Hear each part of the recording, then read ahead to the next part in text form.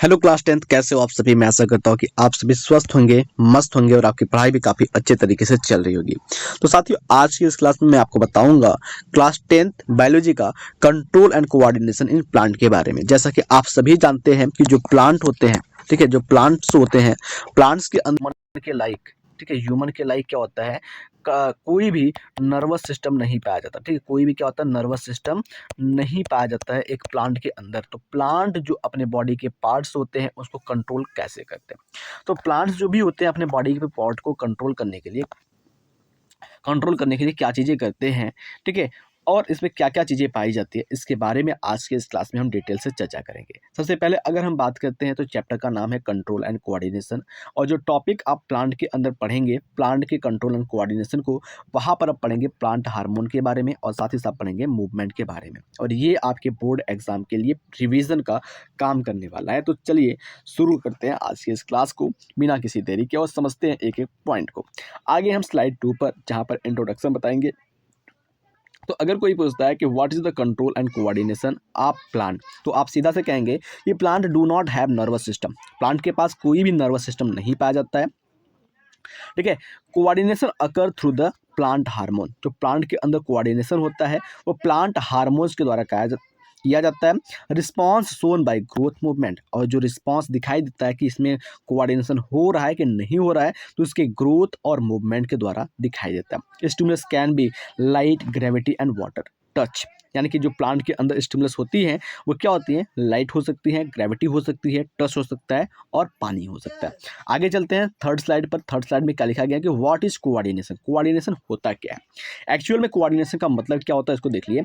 Ability to respond to stimuli, यानी कि अगर हम कोऑर्डिनेशन की बात करते हैं तो ability to respond to stimuli, कोई भी स्टिमुली मिल रही है उसको रिस्पॉन्स करने की जो एबिलिटी होती है, उसको रिस्पॉन्स करने की जो क्षमता होती है, उसी को कोऑर्डिनेशन कहते हैं।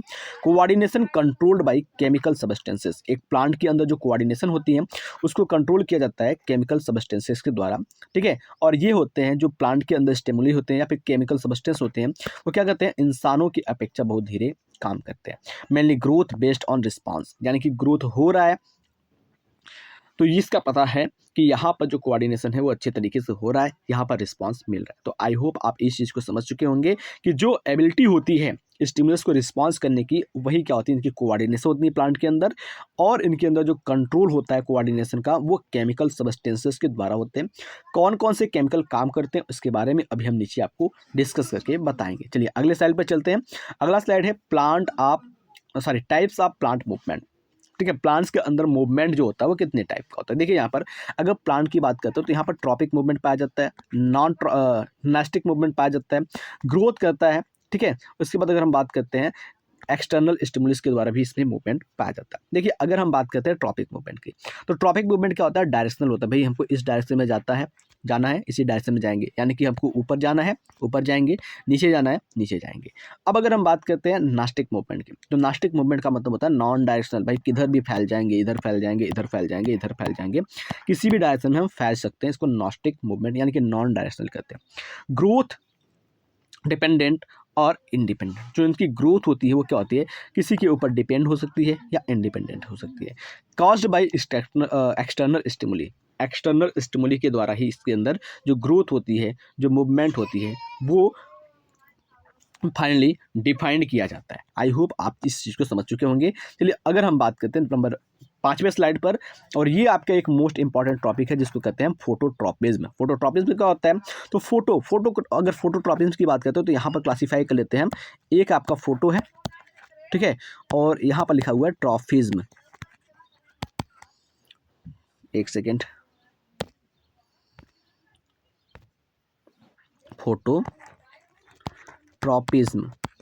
फोटोट्रॉपिज्म की बात करते हैं, जो फोटोट्रॉपिज्म वर्ड है भाई, ये फोटोट्रॉपिज्म वर्ड दो तरीके से बना हुआ है। एक बना हुआ है आपका फोटो से और दूसरा बना हुआ है आपके ट्रॉपिज्म से।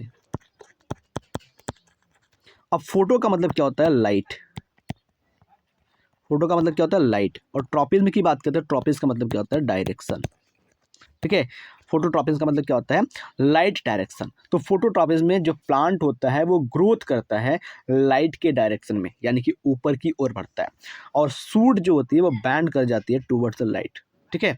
यानी कि अगर हम बात करते हैं जो प्लांट होता है ना, अगर वो लाइट की डायरेक्शन में बढ़ रहा है तो उसको फोटोट्रॉपिज्म कहते हैं। शूट यानी कि प्लांट की जो ऊपर वाली हिस्सा होती है वो लाइट के डायरेक्शन में मुड़ जाती है, ठीक है। लाइट के डायरेक्शन में क्या होती है, मुड़ जाती है। जैसे कि अगर हम बात करते हैं सनफ्लावर, सूरजमुखी की बात करते हैं, तो जिधर सूर्य जाएगा उधर ही उसकी क्या होती है, मुंडी मुड़ जाती है।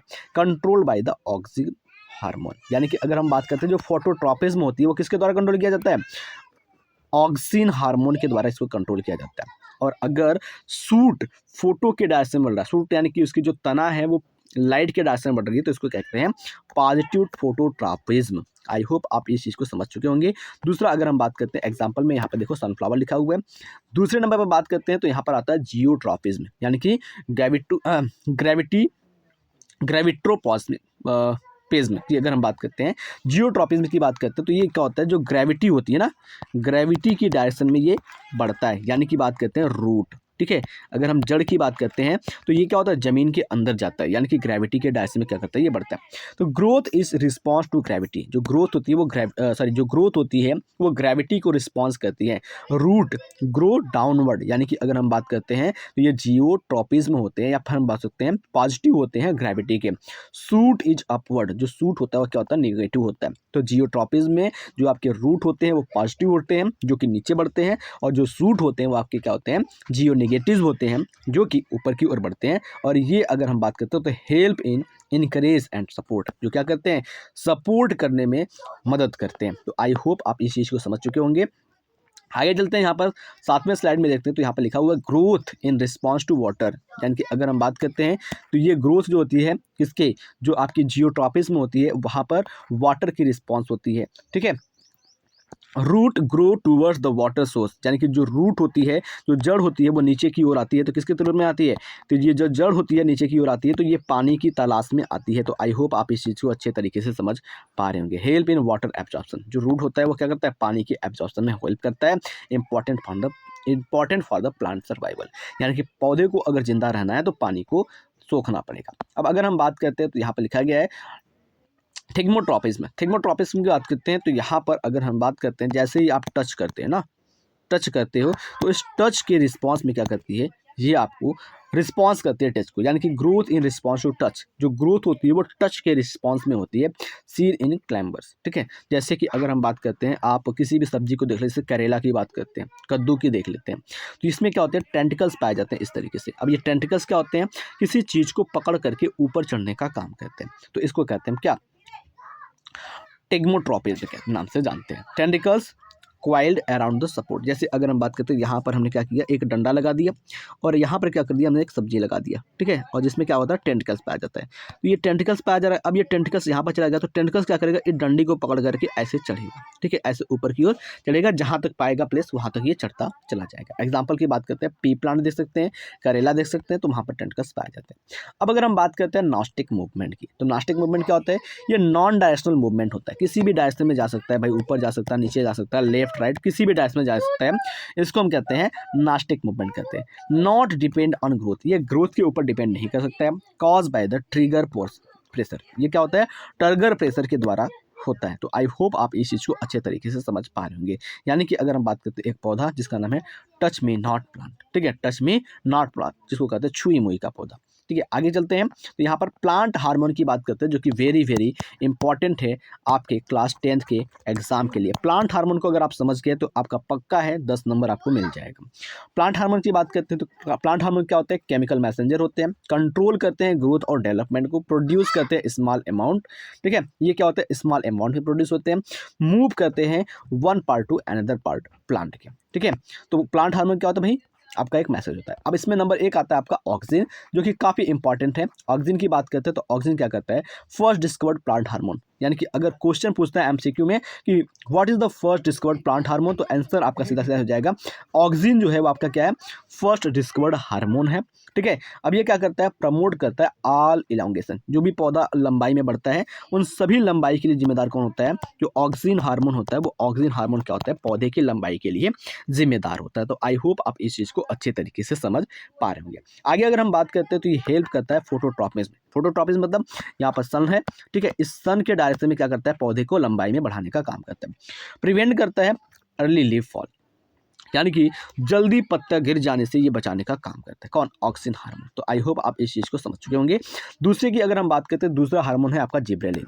अब जिब्रेलिन भी क्या है? आपका बहुत इंपॉर्टेंट हार्मोन है। ये क्या करता है? प्रमोट करता है स्टेम ग्रोथ को। जो स्टेम होती है, स्टेम की जो ग्रोथ होती है, उस ग्रोथ को प्रमोट करने का काम करता है। आगे बात करते हो तो ये हेल्प करता है सीड जर्मिनेशन। कोई भी जैसे ये सीड हो गई, तो इस सीड में अगर हम बात करते हो, सीड का जर्मिनेशन करने के लिए क्या करता है? ये जो आपकी हार्मोन होती है जिब्रेलिन, ये जिब्रेलिन क्या करती है? सीड के जर्मिनेशन में, यानी कि बीज को अंकुरित होने में क्या करती है? मदद करने का काम करती है। इंक्रीज करती है फ्रूट साइज, यानी कि जो फल होती है उस फल के आकार को बढ़ाने का कार्य करती है। तो आई होप आप इस चीज़ को अच्छे तरीके से समझ पा रहे होंगे। ये क्या करती हैं? ब्रेक करती है सीड डोरमेंसी। सीड डोरमेंसी का मतलब क्या होता है? जो सीड होता है वो अगर नहीं ग्रोथ कर पा रहा है तो उसको ग्रोथ करवाने का काम करती है। तो आई होप आप इस चीज़ को भी अच्छे तरीके से समझ चुके होंगे। अगले हार्मोन की बात करते हैं तो अगला हार्मोन है आपका साइटोकाइनिन। साइटोकाइनिन की बात करते हैं तो ये क्या करता है? प्रमोट करता है सेल डिवीजन को, यानी कि कोशिका विभाजन को क्या करता है? ये हेल्प करता है। डिले करता है अगेन द लीव्स, ठीक है। हेल्प इन टिश्यू कल्चर, ये टिश्यू कल्चर में मदद करता है। वर्क इन ऑक्सिन्स, ठीक है, ये ऑक्सिन के साथ क्या करता है? वर्क करता है। अब अगर हम अगले हार्मोन की बात करते हैं तो यहाँ पर क्या है? Ethylene and abscisic acid. ये दोनों ही काफ़ी ज़्यादा इंपॉर्टेंट हार्मोन है। अब अगर हम सबसे पहले बात करते हैं इथाइलिन की, तो ये क्या होता है? एक गैसियस हार्मोन होता है। क्या होता है? एक गैसियस हार्मोन होता है, ठीक है। हेल्प करता है फ्रूट राइपनिंग, ये फल को पकाने का काम करता है। कौन? इथाइलिन काम करता है। दूसरी बात अगर हम एबीए की बात करते हैं जिसको एब्सिसिक एसिड कहते हैं, ये ग्रोथ इनहिबिटर है। किसी भी चीज़ की ग्रोथ को एक सीमित टाइम के बाद क्या करता है? इनहिबिट कर देता है, रोकने का काम करता है। काज द स्टोमेटल क्लोजर, और ये क्या करता है? स्टोमेटल को क्लोज करने का काम करता है। हेल्प इन स्ट्रेस कंडीशन, जब स्ट्रेस होता है, तनाव होता है पौधों में, तो वहाँ पर ये हेल्प करता है। आगे बात करते हैं, यहाँ पर कुछ समरी है। समरी को समझ लीजिए कि प्लांट जो होता है वो रिस्पॉन्स करता है हार्मोन्स के थ्रू। मूवमेंट इसमें पाया जाता है ट्रॉपिक और नास्टिक। ऑक्सीजन जो होता है वो कंट्रोल करता है फोटोट्रॉपिज्म को, और डिफरेंट टाइप के जो हार्मोन पाए जाते हैं वो स्पेसिफिक काम करते हैं। कंट्रोल जो इसमें होता है या फिर कोऑर्डिनेशन जो होता है उसमें स्लो होता है then the animal. I hope आप इस चीज़ को अच्छे तरीके से समझ पाए होंगे। एक आपकी शॉर्ट समरी थी, एक शॉर्ट तरीके से मैंने आपको समझा दिया, क्योंकि आपका एग्ज़ाम नज़दीक है तो आपको जानना भी ज़रूरी है सब चीज़ों को।